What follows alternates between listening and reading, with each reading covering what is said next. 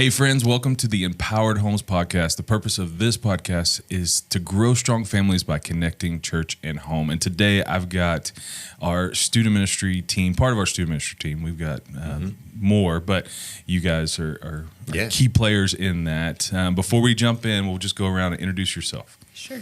So my name is Kayla Self. I'm the girls minister on staff here at Kingsland. And just want to say, one of the things that I love about working with students, I think my favorite part is definitely just discipleship, getting to invest and love and speak into the lives of students, watching them follow and pursue Jesus, and then getting to watch them lead and love other people. Mm-hmm. My name is Curtis Lane. I am our North Katy student pastor, and so I'm our multi-site student pastor. And so one of the big things, I've been working in student ministry for 10 years, and there's never a better moment than when a kid gets it. But what I've realized even further into student ministry is it's even better when a parent understands and gets it and goes, oh my gosh, like I know now what you're saying, what these emails mean, and what the church is saying, like. So I would say one of the greatest things that right now in student ministry has been not only kids getting it, but man, seeing that parents get it and being able to be on the same page on that end. That's awesome. Yeah. And I'm Joe Landi. I'm student pastor over at our central campus. I kind of lead everybody over there, which is super fun, super exciting. Been doing it for a while now. And I echo what Kayla and Curtis said about students just being just a fun part. They're always growing and changing, and watching a sixth grader graduate from 12th grade and watching that growth, it's just awesome to see. And of course, my favorite thing is working with the team, working with these guys and hanging out. We've got an awesome team of student ministry pastors and ministers, and just a fun team. It's like family. Yeah. So it's good. It's awesome. You should talk more about us. That's nice. Sure. I'll try to. Well, I'm grateful for y'all's time today. Today's conversation really wanted to get into, we say here all the time, like the church is the B team. Yeah. Parents, you're the A team. You're the primary faith trainers at home. And so we don't want to just say, parents, all right, now go figure it out. You don't need us. We want to resource them and help them lead at home. All of our ministry events for students is designed to help students grow, but also pulling in parents to be a part of all of this. And so today's conversation, I just really want to talk about, what does it look like to be the B team, like for student ministry specifically? Like how are you actually partnering with parents?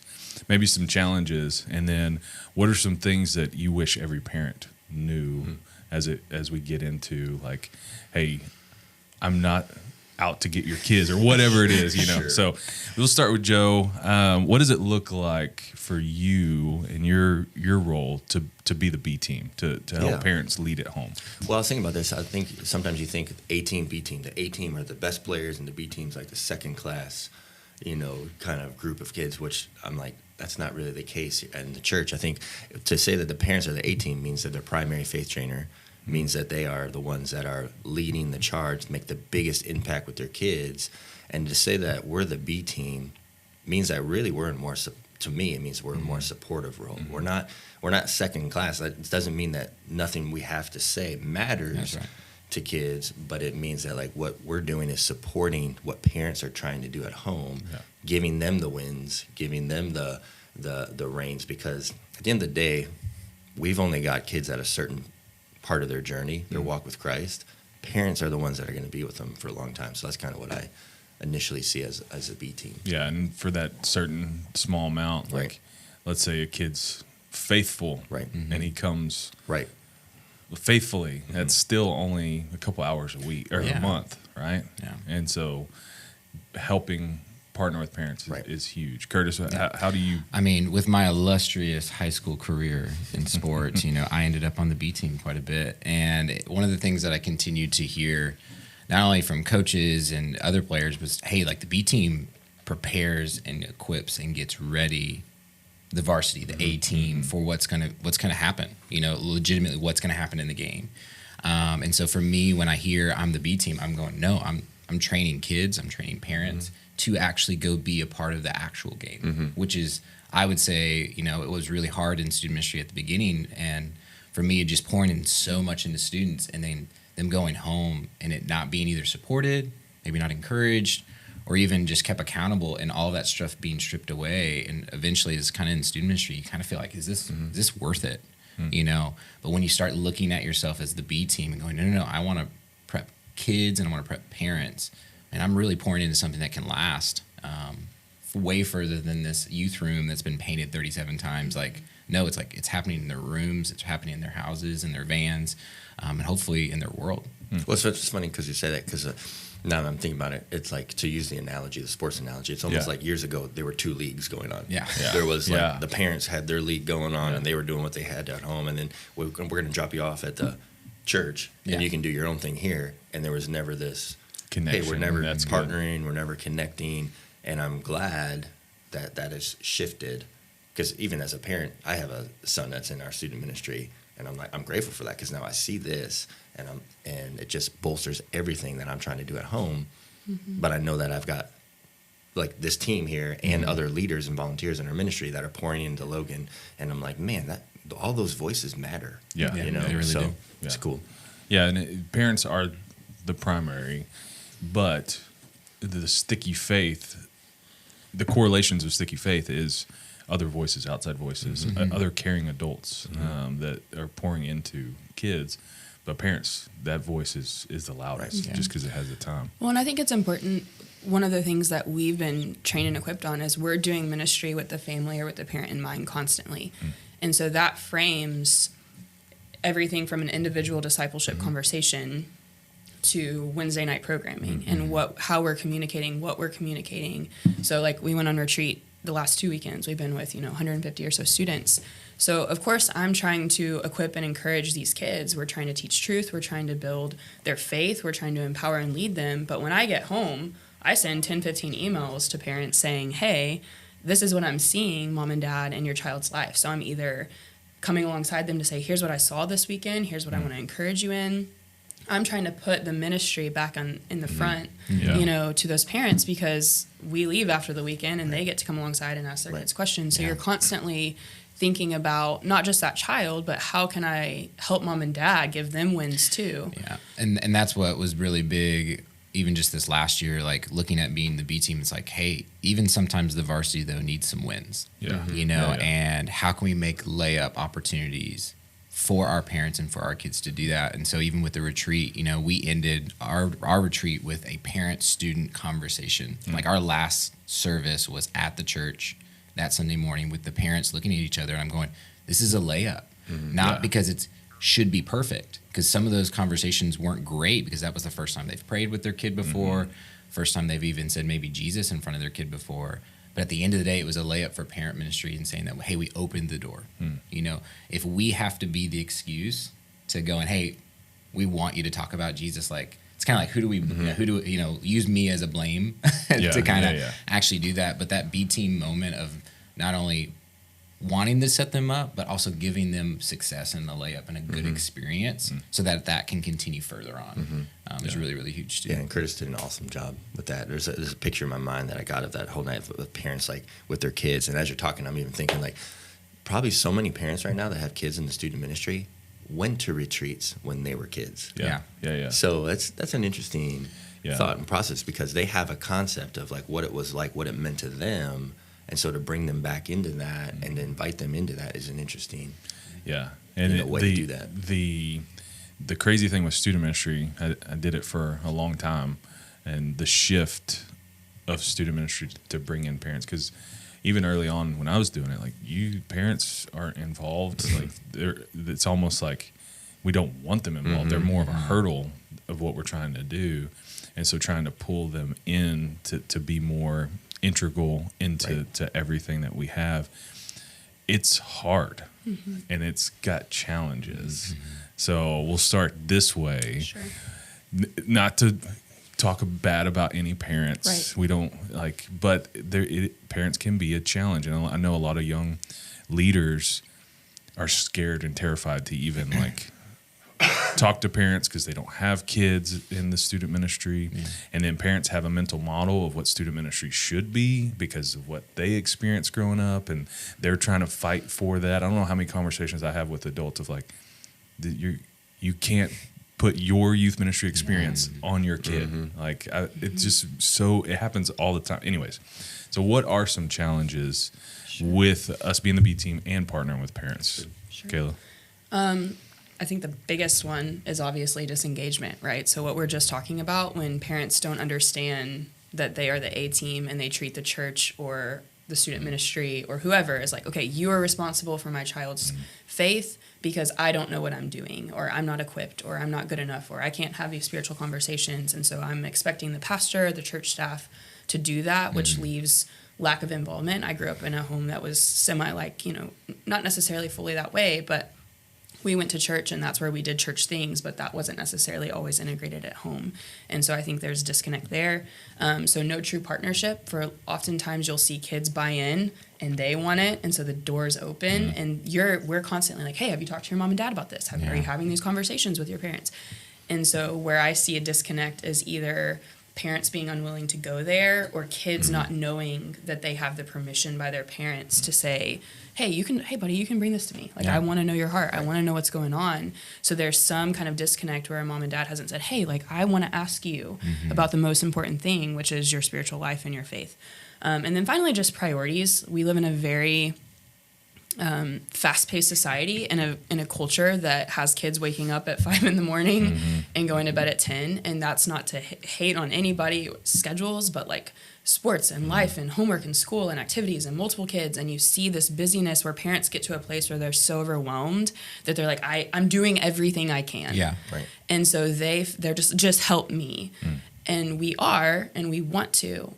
But also finding that within where parents have to decide, no, like, this is going to take priority in my home. Right. And this is going to be, we're going to fight for this. And if that's not happening, you feel the wear and tear of the kid where they're being pulled in multiple directions. And back to your point, I'll say this quickly. I had a meeting with a mom this summer. You're talking about putting like church expectations or hurts. They grew up and her husband both had unhealthy church experiences. And so because of that, there was a little bit lack of trust in the church and in our team, and allowing her kids to fully participate in camps and mission trips and events. And she comes to me and she's like, my child's really just not connected, not making friends. We're struggling here. And so we got to work through, hey, mom, like, what's going on in your heart that maybe you need to seek some healing from, and then how is that impacting your children? And we got to have a really beautiful conversation, sat and talked with her. Wonderful mom who loves her children, but I've gotten to watch her kids now this semester be involved, find community, connect. I got to call her on the phone a couple weeks ago, and she's like, man, thank you, to see the redemption in that too, of like, obviously there can be pain and that kind of, but not allowing that to be your child's story as well in the church, because the church is so vital to their faith too. Yeah. Well, yeah, and as a ministry leader, you have to accept that parents we have our own junk too. Yeah. And I know that because I'm a parent and I've got my own junk. And so I'm not going to respond well to ministry leaders. So I think if you're in ministry, if you're especially student ministry, you've got to recognize that, like, parents have there's so many things come at them too. So you've got to have an element of grace going towards them. And we talk as a team all the time. It hit me a couple of years ago, just that parents love their kids more than anyone else on earth, more than you ever will, and more than we do. Yeah, exactly. Yeah. And so I think when I had that revelation, especially when I had my own kid, I'm like, well, yeah, I'm fighting for number one. I'm fighting for my family. I'm fighting for my kid. And when I realized that that's what all these parents are doing, okay, I understand it. I would do the same thing. Yeah. But the friction becomes, we have 800 plus kids in our student ministry. How do you favor everyone? I can't have that same mindset. So I've written an article for our parents, hey, 10 things we want you to know about student ministry. And one of the things I talk about is we love all students. That's what we're called to, but we just can't love them the way that you love them to your thing. And so that friction comes in because when, Kayla's sorting life groups in September and we're making decisions for groups and we've got to like sort kids into, all these variables of friend requests and whatnot, we can't just pick one and fight for just one. We've got to fight for all of them. So that becomes kind of the friction that I see with working with parents. Yeah, that's good. Because what I would kind of piggyback off of with Kayla as one of my biggest challenges is the idea of like actually getting parents to get into a room and understand, like, are you willing to fight for Jesus, like your kid's relationship with Jesus at all costs? Yeah. At all costs. And I asked that question just 2 weeks ago to a group of parents, and I was like, but what does at all costs mean? Yeah. And they're like, that we'd make sacrifices, that we would lead from the front, that, like all these different things started coming out, and they're like, oh, and I go, no, like, if this is genuinely who we are, If Jesus really is the transformation of our lives, and we are actually have purpose and identity in Jesus, we want that for our kids, right? And like, yeah, and I go, but at all costs. Like, we have to fight for that because they're only 16, 12, 11, 18. Like, they don't even know what to fight for in that moment. And so just you as a parent stepping up and wanting to fight for your kids' relationship with Jesus and showing them, I'm going to fight that. Like, I'm actually going to take the blame, or I will actually take your anger so that your relationship with Jesus will grow. That speaks volumes to kids. And so just getting them to understand, like, at all cost is a big deal, with whether it's actually going, hey, you're not going to be with your friend group, or hey, we're not going to be able to go to this camp, or hey, we're not going to actually be able to pay for this club thing because we're actually, as a family, we're going to prioritize this. Yeah. And even sacrificing as a parent, though, I'm not going on my hunting trip.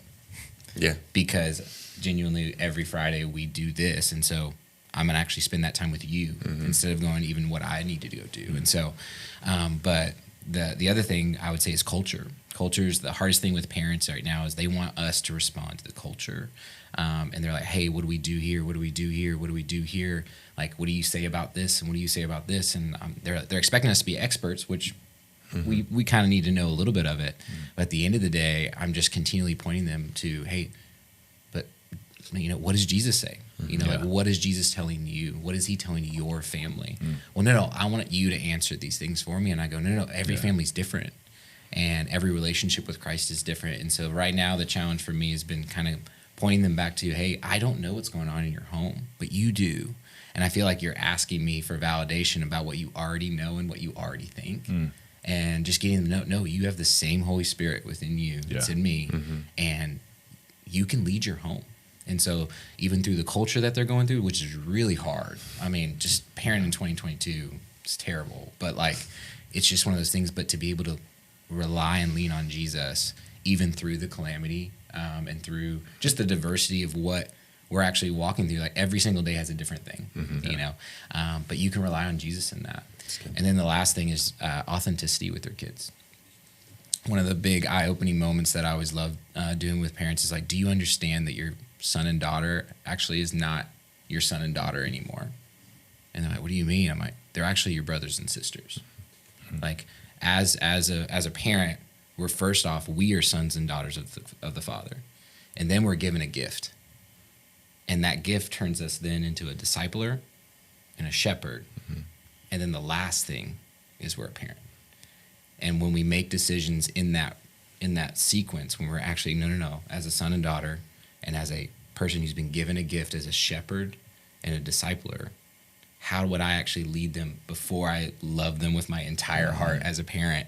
Sometimes your heart would lead them to places that genuinely that maybe not be what's best for them. Like, whether it's the anger or, impatience and all that stuff. But no, I've got to look at it through the sequence of what I am and what my identity is.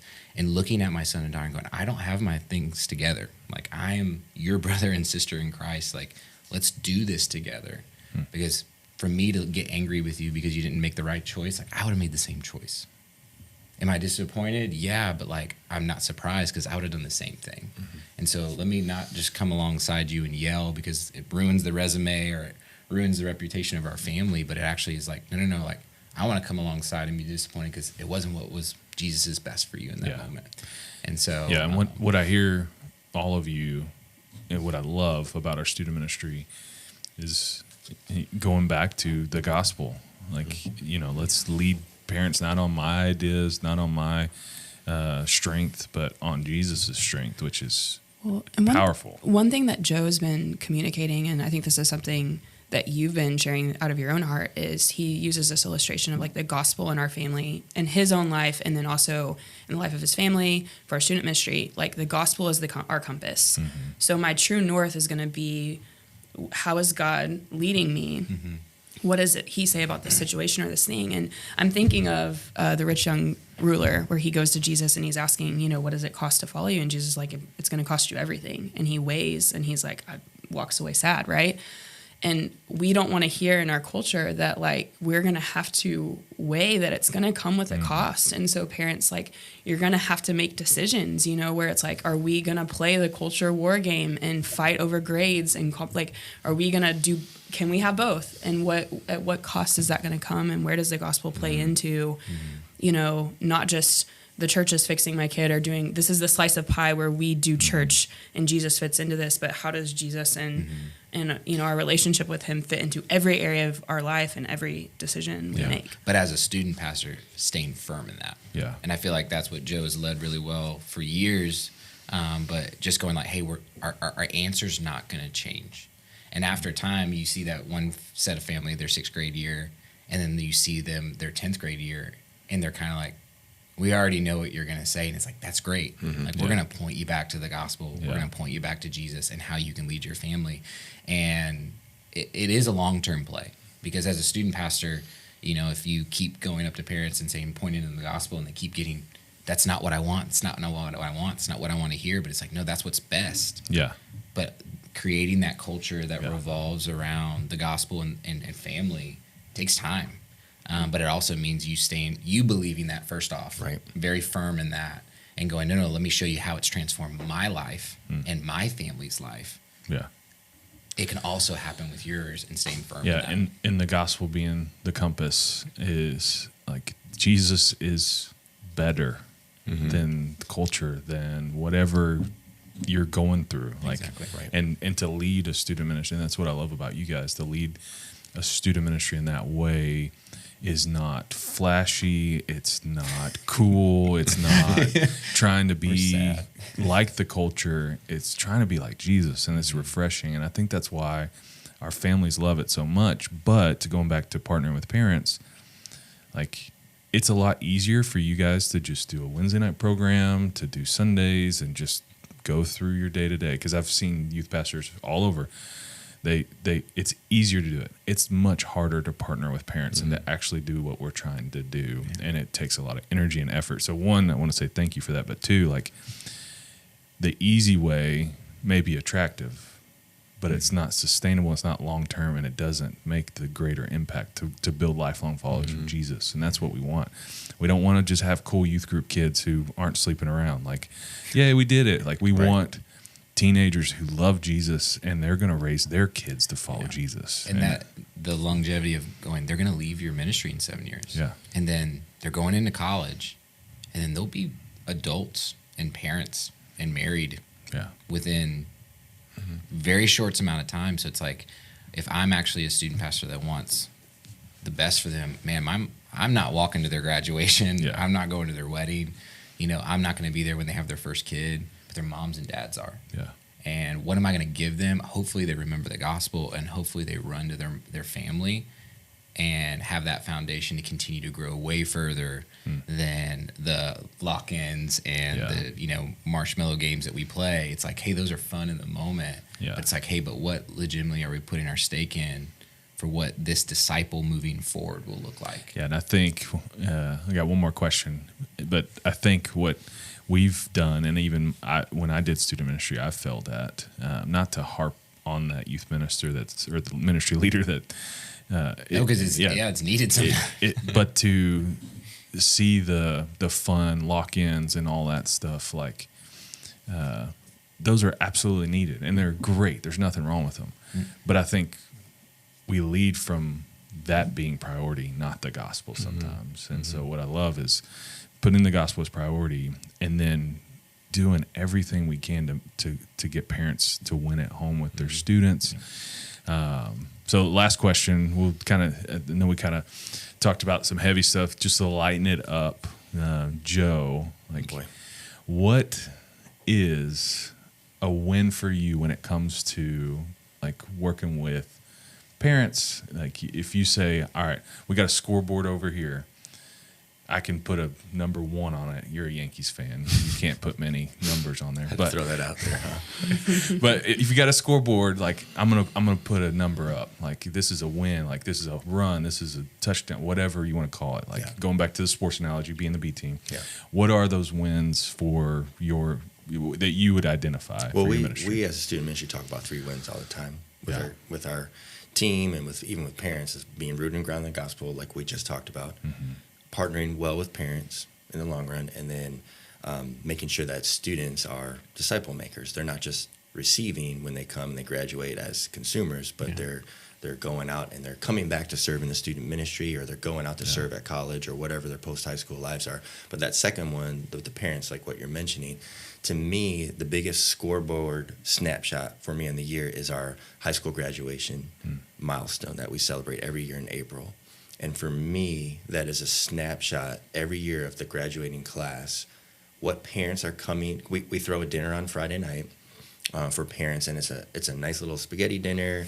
We got a picture slideshow. We've got and then we've got a special time where parents are writing letters of blessing. They go out throughout the church and they sit with their kids and they bless their kids. And there's lots of tears, and it's a sweet, sweet moment, right? But for me, that's a snapshot every year.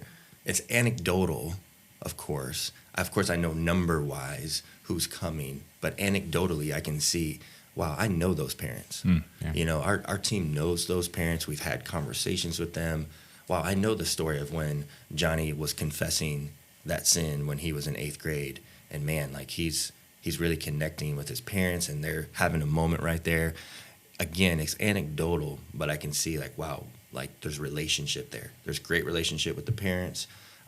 These students are rooted and grounded in the gospel, and they're going out and they look like they're prepared, you know, for what's next. So it's not perfect with everyone, but I say that for me, it's like a snapshot of the scoreboard. That's where we're at for this year, you know. Yeah. So. Identifying those wins gives us something to measure, and what gets measured gets repeated. Right. So that's really cool. Well, thank you guys, one, for your time and just your wisdom, and I hope parents are encouraged that listen to know, like, if you're here in Katy and you're part of our church, like this is what our student ministry is about. But if you're not and you're listening from afar, there are churches where student ministries are operating like you guys, and you can find that, and it's amazing. But as we close, you mentioned a piece that you wrote. It's on Empowered Homes. It's 10 things we want parents to know about student ministry. 10 things we want parents to know about student ministry. And if you're a ministry leader, I hope you're encouraged today. If you're a youth pastor, if you want to connect with these guys, you can email info@empoweredhomes.org, and we'll get you connected. If you got questions like, how do we do that? Like, if you're like, I get that, I want my ministry to look like this, I will get you connected to these guys. Thank you for your time. Yeah. Thanks, Bob. Thank you. Appreciate y'all. Appreciate you.